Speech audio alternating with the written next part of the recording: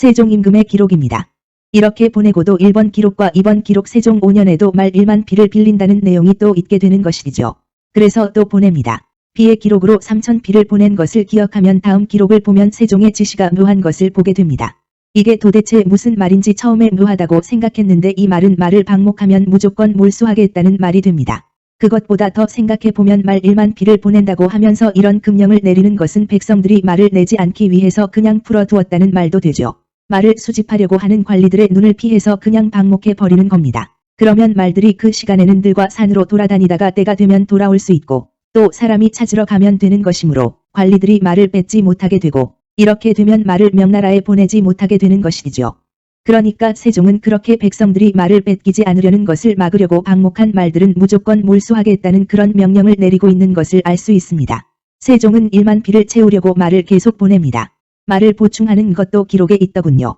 세종 31년의 기록을 보면 세종은 사대의 예를 충실히 수행하면서 말 1만 비를 추가로 보내는 것을 고입하는 것도 알 수 있게 되는데 말을 보내면 나라를 망할 것입니다. 기역에서 신하들이 5천 필만 보내자고 하는데 니은에서 세종 임금은 명예푸들로서 대테러 전쟁을 성심껏 지원하야 한다고 주장하고 그러한 주장은 디귿에서 세종의 신실한 사대주의 가치관으로 인한 것이었으며 그러한 사대주의 가치관은 국가와 민족은 물론 측근의 신하들의 말도 듣지 않게 하면서 리을에서 1만 비를 보내겠다고 고집합니다. 결국 이번 기록에서 국방을 걱정하던 이조판서 허조의 말대로 됩니다.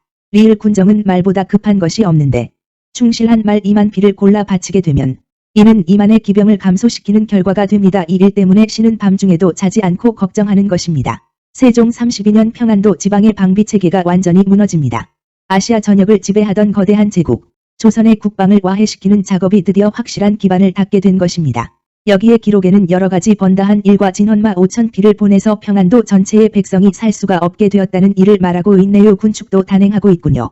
사관이 얼마나 열받아야 실록에 이런 기록을 남길 수 있는 것인지. 이 시 조선은 이렇게 정기적으로 대규모의 말만 명나라로 보낸 것이 아니라 매년 정조, 절일, 천추절 등등의 기념일에는 각 100필의 진헌말을 보낸 것으로 보입니다. 그러니까 말의 시가 마릅니다. 서민들까지도 집집마다 말, 마이카를 몇 마리씩 가지고 있던 이 시 조선의 백성들에게 말이 없어지니 백성들이 원거리를 다닐 때 걸어 다녀야 하는 일이 발생하고 후대로 오면서 수레나 마차, 대신 마이카의 역할을 가마로 대신한 듯합니다. 고구려 벽화에 수레가 등장하고 그래서 마이카 시대가 고구려 시대도 있었다지만 이후 고려 시대를 지나면서 온 나라 백성이 모두 마이카를 가지게 되었고 그것은 조선 시대까지 이어지는데 결국 조선 시대의 마이카 시대가 몰락한 것도 알게 되죠. 그러니 조선 시대에는 시간과 정력의 낭비는 물론이고 국내 물류 유통망의 장애가 막심하여 길거리에서 시간과 에너지를 막대하게 소모함으로써 국가 경쟁력이 약화되고 그것은 국내 총생산의 감소로 나타나 국방은 물론 경제도 파탄 상태로 돌입하게 되는 것입니다. 왕도 말을 타지 못하고 연을 타고 다니니 건강도 악화되고 엉덩이가 무거워져서 행동도 굼뜨게 하는 생활 습관을 만들지 않았을까 하는 생각도 듭니다. 또 누가 몽고 반점은 조선시대에 하도 앉아만 있어서 생겼다는 설을 만들어낼 수도 있겠고요. 어떤 사람들처럼 환단고기는 무슨 고기냐고 묻는 것처럼 몽고 반점은 어디에 있는 요리집이냐고 물을 수도 있겠고요. 그게 사실은 몽고족, 알타이족 계통에게만 있는 것으로 천산에 있는 푸른 바위 위에 가부좌를 들고 앉아 호흡 수행을 해서 생겼다는 말이 있지요. 아무리 부정해도 한민족의 피를 받았다는 증거가 된다는 그 몽고 반점. 하여튼 아시아 전역을 지배한 거대한 제국을 망하게 하는 것은 역사에서 언제나 말하듯이 내부의 원인 때문에 망했던 것입니다. 세종 이후에도 말은 계속 보낸 듯한데 말은 매우 귀중해졌습니다.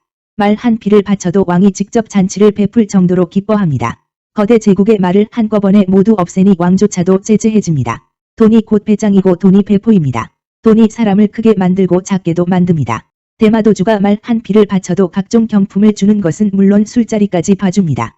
말 500피를 바치자 그에게 실직을 제수하고 아들 하는 수령, 둘째 아들은 당상, 손자는 변장에까지 말이 귀해지다 보니 매관매직에 말만한 것이 없는 시대가 전개되고 있는 것입니다. 아시아 전역을 지배한 거대 제국 조선의 약화는 말로 인하여 발생한 것이 분명한 듯합니다. 군사력의 근간인 말을 명나라로 보내어 말의 씨를 말리니 국방력은 약화될 뿐만 아니라 평안도 지역은 감숙성 일대일 텐데 그 변방 지역을 약화시키니 외방이 종족이 서서히 침투할 수 있을 것이고 변방이 어지러우니 백성들이 모두 전전긍긍 혹시나 외적이 쳐들어 오지나 않을까 하는 안보불안 심리를 가지고 살아가는 놀란 토끼의 성품을 양성하게 될 것입니다. 조선이라는 국가의 경제도 약화되어 백성들이 아이를 낳지 못하거나 질병에 대한 저항력이 약화되어 병으로 일찍 죽거나 의료비의 증대로 국력은 더욱 약화될 겁니다. 중약, 조선이 말을 확보하여 군사력을 회복하려고 하면 곧바로 말을 명나라에 보내버리고 이런 방식으로 계속하여 국방력을 약화시키며 중기에 임진난을 일으키고 정류와 병자의 난을 만들어 명청의 교체를 이루고 조선의 쇄국으로 근본주의 유교를 더욱 강화시켜 정신착란의 지경에 이르게 하였으니 한민족의 거대 제국을 망국으로 만드는 것은 손쉬운 일이 될 것입니다.